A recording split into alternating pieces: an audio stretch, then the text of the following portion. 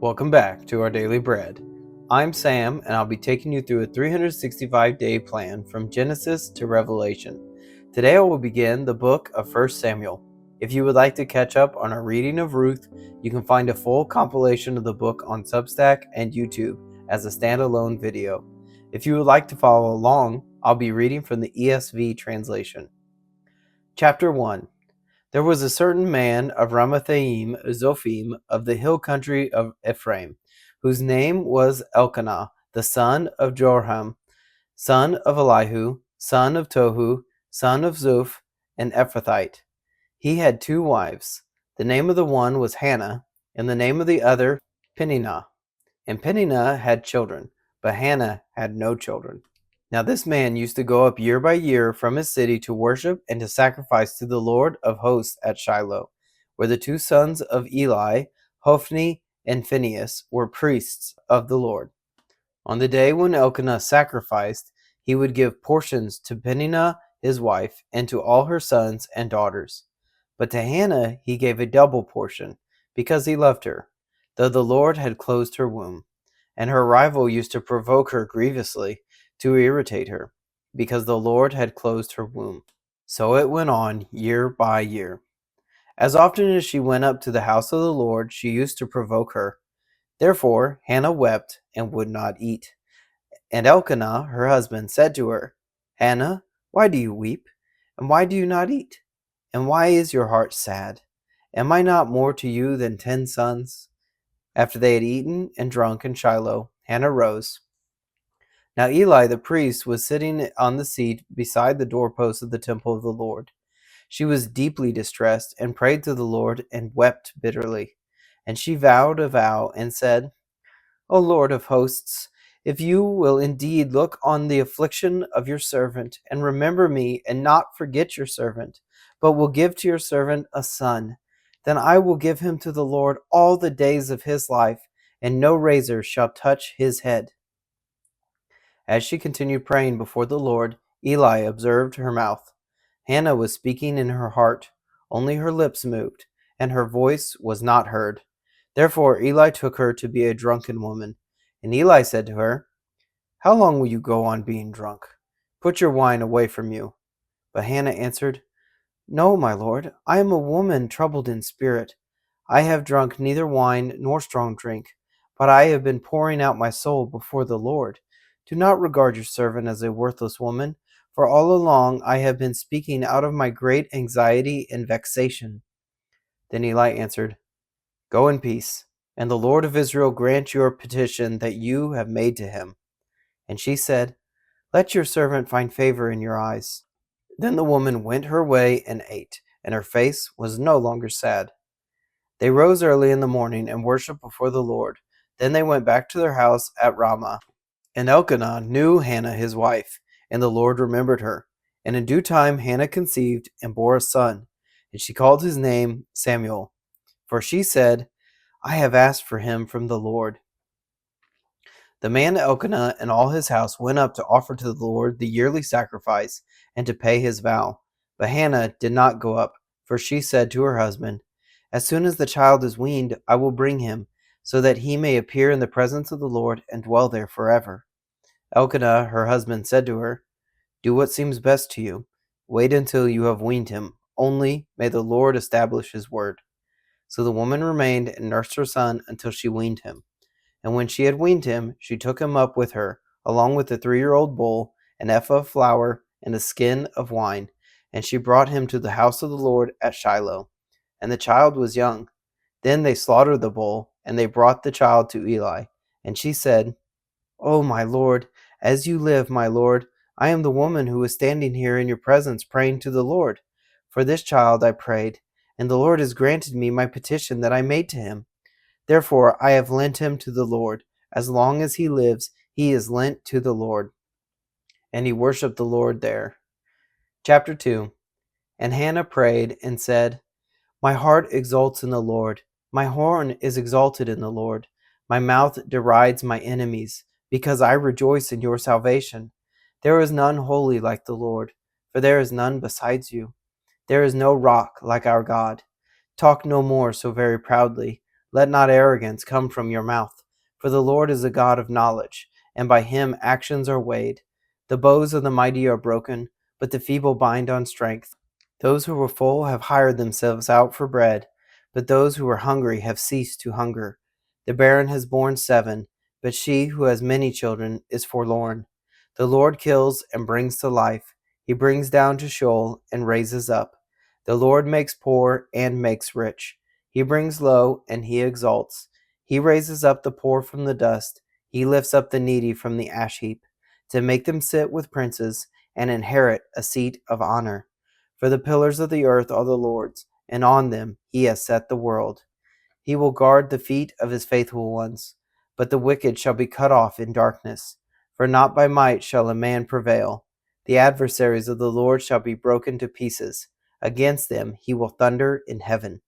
The Lord will judge the ends of the earth. He will give strength to his king, and exalt the horn of his anointed. Then Elkanah went home to Ramah, and the boy was ministering to the Lord in the presence of Eli the priest. Now the sons of Eli were worthless men. They did not know the Lord.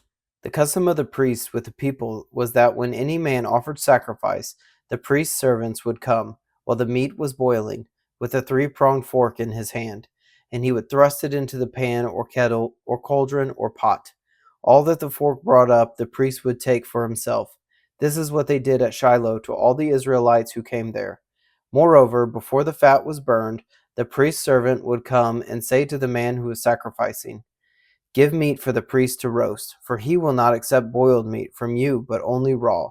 And if the man said to him, "Let them burn the fat first, and then take as much as you wish," he would say, "No, you must not give it now, and if not, I will take it by force." Thus the sin of the young men was very great in the sight of the Lord, for the men treated the offering of the Lord with contempt. Samuel was ministering before the Lord, a boy clothed with a linen ephod, and his mother used to make for him a little robe and take it to him each year when she went up with her husband to offer the yearly sacrifice. Then Eli would bless Elkanah and his wife and say, "May the Lord give you children by this woman for the petition she asked of the Lord." So then they would return to their home. Indeed, the Lord visited Hannah, and she conceived and bore 3 sons and 2 daughters. And the boy Samuel grew in the presence of the Lord. Now Eli was very old, and he kept hearing all that his sons were doing to all Israel, and how they lay with the women who were serving at the entrance to the tent of meeting. And he said to them, "Why do you do such things? For I hear of your evil dealings from all these people. No, my sons, it is no good report that I hear the people of the Lord spreading abroad. If someone sins against a man, God will mediate for him. But if someone sins against the Lord, who can intercede for him?" But they would not listen to the voice of their father, for it was the will of the Lord to put them to death.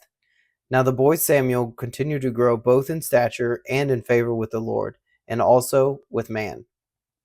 And there came a man of God to Eli, and said to him, "Thus says the Lord, did I indeed reveal myself to the house of your father when they were in Egypt, subject to the house of Pharaoh? Did I choose him out of all the tribes of Israel to be my priest, to go up to my altar, to burn incense, to wear an ephod before me? I gave to the house of your father all my offerings by fire from the people of Israel. Why then do you scorn my sacrifices and my offerings that I commanded for my dwelling, and honor your sons above me by fattening yourselves on the choicest parts of every offering of my people Israel? Therefore the Lord, the God of Israel, declares, I promised that your house and the house of your father should go in and out before me forever. But now the Lord declares, far be it from me, for those who honor me I will honor, and those who despise me shall be lightly esteemed. Behold, the days are coming when I will cut off your strength and the strength of your father's house, so that there will not be an old man in your house. Then in distress you will look with envious eyes on all the prosperity that shall be bestowed on Israel, and there shall not be an old man in your house forever. The only one of you whom I shall not cut off from my altar shall be spared to weep his eyes out, to grieve his heart. And all the descendants of your house shall die by the sword of men. And this that shall come upon your 2 sons, Hophni and Phinehas, shall be the sign to you. Both of them shall die on the same day. And I will raise up for myself a faithful priest, who shall do according to what is in my heart and in my mind. And I will build him a sure house, and he shall go in and out before my anointed forever. and everyone who is left in your house shall come to implore him for a piece of silver or a loaf of bread, and shall say, Please put me in one of the priest's place, and I may eat a morsel of bread. Chapter 3. Now the boy Samuel was ministering to the Lord in the presence of Eli, and the word of the Lord was rare in those days. There was no frequent vision. At that time Eli, whose eyesight had begun to grow dim so that he could not see, was lying down in his own place. The lamp of God had not yet gone out, and Samuel was lying down in the temple of the Lord, where the ark of God was. Then the Lord called Samuel, and he said, Here I am, and ran to Eli and said, Here I am, for you called me. But he said, I did not call you. Lie down again. So he went and lay down. And the Lord called again, Samuel. And Samuel arose and went to Eli and said, Here I am, for you called me. But he said, I did not call you, my son. Lie down again. Now Samuel did not yet know the Lord, and the word of the Lord had not yet been revealed to him. And the Lord called Samuel again the third time. And he arose and went to Eli and said, Here I am, for you called me. Then Eli perceived that the Lord was calling the boy. Therefore Eli said to Samuel, Go lie down, and if he calls you, you shall say, Speak, Lord, for your servant hears. So Samuel went and lay down in his place. And the Lord came and stood, calling as at other times, Samuel, Samuel. And Samuel said, Speak, for your servant hears. Then the Lord said to Samuel, Behold, I am about to do a thing in Israel at which the two ears of everyone who hears will tingle. On that day I will fulfill against Eli all that I have spoken concerning his house, from beginning to end. And I declare to him that I am about to punish his house forever for the iniquity that he knew, because his sons were blaspheming God, and he did not restrain them. Therefore I swear to the house of Eli that the iniquity of Eli's house shall not be atoned for by sacrifice or offering forever. Samuel lay until morning. Then he opened the doors of the house of the Lord, and Samuel was afraid to tell the vision to Eli. But Eli called Samuel and said, Samuel, my son. And he said, Here I am. And Eli said, What was it that he told you? Do not hide it from me. May God do so to you, and more also if you hide anything from me of all that he told you. So Samuel told him everything and hid nothing from him. And he said, It is the Lord. Let him do what seems good to him. And Samuel grew, and the Lord was with him, and let none of his words fall to the ground. And all Israel from Dan to Beersheba knew that Samuel was established as a prophet of the Lord. And the Lord appeared again at Shiloh, for the Lord revealed himself to Samuel at Shiloh by the word of the Lord. Thank you for joining me today in our Bible reading. You can find us on Substack and YouTube at Up+Out Show, or Our Daily Bread, wherever you get your podcasts. Please consider subscribing. If you enjoyed this reading today, please like and share. If you have any thoughts about the verses read, please leave a comment.